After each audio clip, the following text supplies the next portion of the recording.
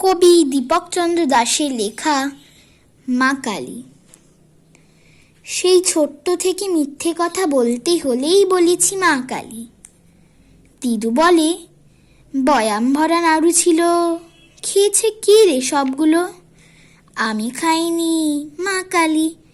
দাদু বলে হায় হায় হায় রে, চশমাখানা ভাঙলো কে রে? আমি ভাঙিনি মা কালী। মা বলে রান্নাঘর শুকনো ছিল, এত জল কে ঢাললো? আমি ঢালিনি মা কালী। বাবা বলে রেজারখানা কে নিল? বাক্সতেই তো ছিল, আমি নিইনি মা কালী। দাদা বলে বইয়ের পাতা ছিঁড়ল কে রে?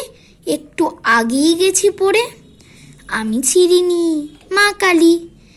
এত মিথ্যে বলে বলে এবার সত্যি ক্লান্ত আমি মা কালী। আমার বলা মিথ্যেগুলো এবার ডিলিট করে ফেলো মা কালী। এবার থেকে সত্যি বলবো, প্রমিস মা কালী। ধন্যবাদ।